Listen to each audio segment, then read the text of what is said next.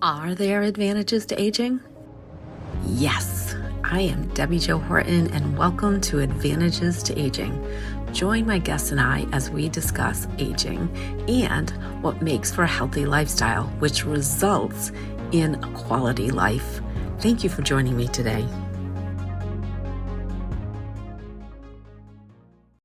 Hello, listeners. This is DJ Horton, your host of Advantages to Aging. And today I have with me Dana Frost, whose story is absolutely amazing. And I am sure that either you have experienced something similar or you know someone close to you who has. So we're going to jump right in. Hi, Dana. Say hello to our listeners. Yeah. Hi, DJ. Thank you so much for having me today. Okay, so here's the interesting thing, and what I think that everybody can really kind of connect with is I know that you had a midlife health crisis, and many of us end up with those. Maybe not midlife necessarily, but definitely health crises, or those that we love do. So tell us a little bit about that, but more importantly, tell us how you healed from it. Yeah. Thank you, DJ. Well, yes. 10 years ago, let me just kind of give you the backdrop. We had moved back to the US after living abroad for 10 years, and I had 5 children at home. And I've been in the coaching field since 2006. My oldest daughter was a senior in high school, and my youngest, I think, was in 5th grade.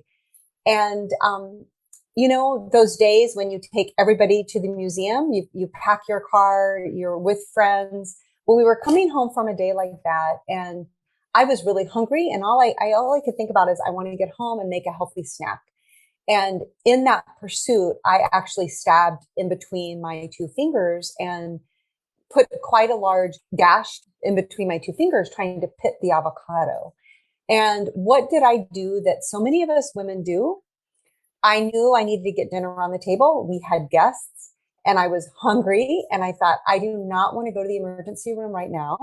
And so I cleaned it up, I bandaged it, and I continued with the guacamole, the dinner. And then I was like, I don't want to go wait in line at the ER. I'm going to call ER to see if how busy is the ER on this summer evening.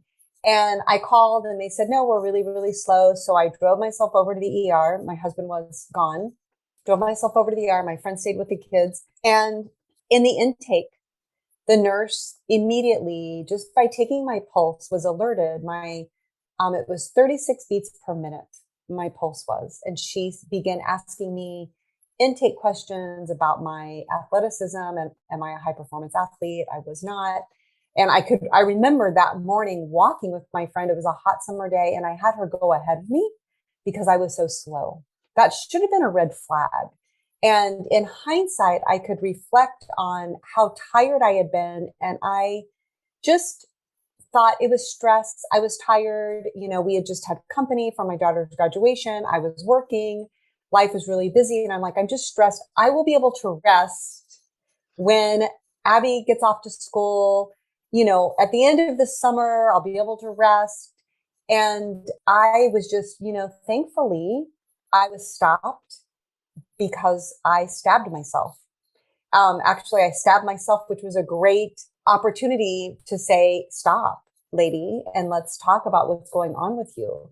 There was a flurry of examinations and tests, and I was admitted in the middle of the night to the cardiac unit. They weren't sure what was happening. Eventually, the electrophysiologist determined I had a burned out electrical conduction of my heart, and they ruled out Lyme's disease, other viruses that could create this condition in a young woman. I'll be 56. I was 45 at the time of that age. And my electrophysiologist said, really, in the city of Chicago that I know of, we've never seen this for a woman your age, because it really is what we see in women who are 70 years old or 80 years old. It's like a worn out body part. And he said, we do the pacemaker implant, you're going to feel back to normal. Only guess what, DJ? I did not. I was still just as tired. I did not feel back to normal. Yes, was my heart beating now? Yes, it was beating regularly, rhythmically, but I was still incredibly tired. And my electrophysiologist really had no answers for me. He said it was in my head. He sent me to another cardiologist who determined that my heart was functioning properly otherwise. And I started on the journey of figuring out, why am I so tired? And I, discovered some other health markers. I was pre-diabetic. I was definitely in menopause transition. But the gynecologist basically said, oh, well, women your age, we put them on antidepressants. I'm like, well, but I'm not depressed. And I wasn't going to do that because I'm like, I'm actually not depressed. I'm tired. I figured out some dietary changes for being pre-diabetic, but no one taught me how to monitor my glucose levels. Now I've been doing that. I've been doing that since I finished my nutrition studies. So I'm really aware, and I have my clients monitor their glucose. It's actually the first thing you should do when you're having hormonal issues. So it took me a couple of months to discover a book, When the Heart Speaks, by a cardiologist. And that book led me to practice the Research Institute of Heart Math. So I began making this connection to my heart in a different way. And I began using the heart math device to connect to the intelligence of my heart and moderate my heart rate variability using breathing techniques. So I began connecting on a deeper level, I believe, even just to my soul and what was going on. And I was feeling better. I will say I was feeling better. I started, that practice every afternoon after work before my kids came home from school. But I was still tired. And I eventually found an internist who was an integrative practitioner. And 6 months later, I was able to get into her. There's a lot more of details to the story that I won't get into, but she diagnosed me with adrenal fatigue and some gut dysbiosis. Then I really started the deeper healing journey. She gave me options. I decided to do some different processes to heal the gut and then go to traditional Chinese medicine and have acupuncture once a week, which really corrected menopausal symptoms I was having. I started feeling better. I was doing some nutrition tweaks. I definitely started feeling better. And this was a year-long healing journey. And then we decided, my resilience still was lacking a little bit. So I went on bioidentical hormones. But that was after a year of really dedicating myself to getting quiet, attuning myself, looking at the diet, healing, working on gut healing protocol, looking at glucose levels, and doing acupuncture. So that all happened. And how did I heal? Those are some of the ways that I healed. Heart math was very powerful. Traditional Chinese medicine was powerful. I was taking herbs from the acupuncturist. And really, I would say at the heart of all of this, DJ, is getting quiet and really listening. The body is smart. The body has an innate intelligence. The heart has an innate intelligence. And when we're in the middle of a health crisis, we really need to tune in and make that connection with our body, the connection between the soul, the mind, and the body. Yeah. And I'm sorry that it took a whole year for that to happen, but so grateful that it did. And I know that myself included, we always want to not have to go through the long-term pain of trying to figure out what's going on, especially if we can hear some key things that we should be looking for or doing from people who have been there. Looking to take the important steps towards a slimmer, healthier you? We're here to help. Neorafit combines a line of innovative dietary supplements that support your body around the clock with sustainable lifestyle habits that help you achieve and maintain your fitness and weight loss goals. We've spent years researching the right ingredients and technologies to help support a sustainable, fit lifestyle. Not only are these products true to our promise of providing natural and clean formulations to provide you with scientifically backed results, but we've combined the product with a program based on the principles of the book, The Slight Edge, giving you healthy daily disciplines that help you compound your results over time. And we've also developed a support system to share fitness knowledge and encourage you every step of the way. Back to the show. So, if you are to approach a really complex health challenge in the future, what's the best way to meet that head on for the best outcome? Yeah. Well, let me just make a comment before I answer that question. And that is that year, honestly, I was baby stepping my way. And so, I found that book a few months after my pacemaker implanted, and I started using heart math thereafter. And, it was a year long, really, of me in the healing journey. And when we have complex health issues, there's never a quick fix, and there's never just one fix. And it always takes time. And so we need to really set our expectations. I remember, DJ, meeting with one of my mentors, this gentleman, and he said, you really need to start resting every day. And I was resisting that. And I thought, well, I don't really want to, I don't have time to rest every day. And he said, Dana, I work with CEOs, high functioning people like yourself. And I promise you, I've seen cases like this. You will not heal unless you commit yourself to rest every day. And for whatever reason, the light bulb went off and I was like, okay, that's when I started resting every day. So for all of you listeners out there, if you're facing a complex health issue, set your expectations accordingly.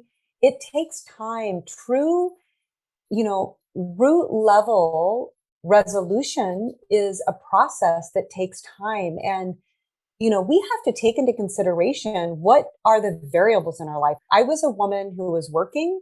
My husband traveled all the time, and there were multiple variables. I had a lot of, different roles and responsibilities. So turtle stepping our way, it works.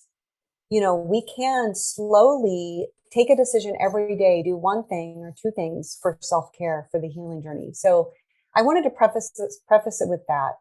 And really where I like people to start with this idea of getting quiet, connecting with yourself, because I really believe each person, the innate wisdom in each person, your way. You may not have all the knowledge and you may not have all the protocols inside of yourself, but if you slow down and you listen and you connect to your heart, you are going to know what's the next best thing. It might be like for me in my healing crisis that year, I knew I needed to find a practitioner who was integrative. And I asked for that to come forward. And it did. Dr. Ryu came forth through a contact of a contact. So first get quiet, connect to yourself, and really say, I am open to receiving whatever my healing journey is. You make that connection, you set that intention. And then what I really do believe, you need a partner. Today, I do believe, even more so than 10 years ago, there's a lot of content online. So you can start with, Google of looking for practitioners who might have something to say for free online, podcasts you can listen to. This is obviously an excellent resource. YouTube videos on Instagram. There's so much content out there today, 10 years later, where you can begin to go down the rabbit hole of discovery. Who are your best allies? You need an ally. You need an ally, and you actually really do need a strategy. And for complex health issues, I always start in the gut. It's a non-negotiable. I start with getting quiet. I start with who are the allies, and I start with what's going on in the gut and your glucose levels. Always with a complex issue, we need to know what's happening in those places. Yeah, that's true. And when I was talking about time, I guess in my head I was thinking there's the healing time, but then there's all the time we spend before where we're constantly thinking, oh, this is nothing, or well, maybe I should research this. And then you start imagining symptoms because you read them online. That's but so just true, trying DJ. to stay focused on, okay, how should I really be addressing what may or may not be a complex health issue, but taking action.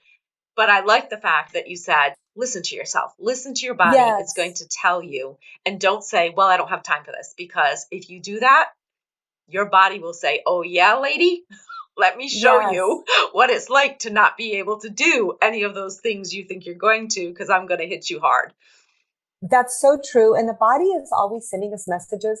I had for 10 years a fairly significant amount of stress. We had adopted two children and integrating them into our family. And we were living abroad. At that time, we were 10 years abroad. And there was a period of 10 years of a good amount of stress. And my body was talking to me all along the way. I had some health issues come up and I really band-aided them. A few received assistance from real healers and some deep level correction, but I really didn't put it all together until this moment in time with the burned out electrical conduction of my heart. Yeah, well, I'm so glad that you overcame that. And we would love to know how you feel younger while you're growing older. Because I know that, I mean, you all cannot see this beautiful woman, but she Uh, looks like she is maybe in her late 30s, early 40s, certainly not over 50. With all of that, with cleaning that up, how is it that you feel younger as you're growing older? Yeah, that's such a great question. And thank you so much, DJ. That's kind of you to say. It comes from within, DJ. We tend to have this focus on external, and that the external is part of it. What's inside of us, it comes out and it glows from our essence, and people will see that. And it's not really about the weight, the wrinkles. We know that the weight, it can weigh us down, but we all have different bodies and we all have different genetics. I do believe taking care of a complex health issue is going to naturally help you feel younger growing older. I was tired. I had adrenal fatigue. I was tired then, and I'm not tired now. So, there was everything that nutrition, doing the acupuncture. I later found a method of yoga that has been incredibly healing to removing the issues that get stuck in the tissues. There's a reverse technology, patch technology that I do utilize. I've been using it for a year that activates the body's own stem cells. And that is a part of my kind of aging plan. But when we think about the aging process, I really want to challenge this idea. What people tend to say, DJ, is I feel this way because I'm getting older. No, no, no, no, no, no, no. That is not true. And You don't feel let this. any doctor tell you that either. Yes, and they will tell you that. And Hmm. actually, no, based on the design of the musculoskeletal system and the mind body system, we have the capacity to live well beyond 100. And so, this idea that, we start falling apart in our 40s, it's really a concept of the modern psyche. And, we're just watched for many decades. Our ancestors grow older. And I mean, for me, I'll speak for myself. And I have had an amazing grandmother, an amazing father, obesity, diabetes, inflammation, and they died way before they needed to. And it really was my motivation to be mindful. How do I want to chronologically age? What do I want? Know what you want. Because if you know what you want, then you can plan accordingly. Then you know what I do today, it actually really matters to how I'm going to feel in 10 years. So I have that mindset every day. How do I want to feel in 10 years? And so all my actions today are going to add up to the outcome that I desire. I love that. So before we wrap up, is there any last minute thing that you forgot to tell us? Because there have been so many golden nuggets in Yeah. this conversation. Um, DJ, what I want people to really inspire to is to be the CEO of their health. No one, I can remember a point along my healing journey where this doctor I found actually had waited 2 months to get into her. And I showed up and I had written down the wrong time and the wrong day. And I was devastated. I had been waiting for this appointment and I burst into tears with the receptionist. And I walked away and I was just so devastated. And I really tapped into this, the reality that I was wanting something outside myself and a person outside myself. And then I had to wait. The appointment was for a month from then. I had to wait that month. And it really helped me to see I'm responsible. So there were a few more things I could do before I actually got into Dr. Ryu, but that disappointment of, this external person is actually not the savior. I'm the person. I need to take responsibility. I cannot outsource my health outcomes to anyone else. That is so true. I love that. Be the CEO of your own health. And Dana has given us so many golden nuggets that we can take away. And I think for me, the biggest golden nugget is that, thinking about, I always say, the young person we are today takes care of the older person we are tomorrow. And so that really sets that in a little bit of a different light. Be the CEO. Where do you want to be in 10 years? And start building your body, your health, to be the person, the body that you want to be in 10 years. So listeners, what are you going to take away from today's episode that you're going to immediately implement? Don't try to do it all. Pick one and get really good at that. Dina, it has been such a pleasure and a blessing to be able to talk with you today. And I know, listeners, we are going to hear from her again. Thank you, DJ. It's been a pleasure.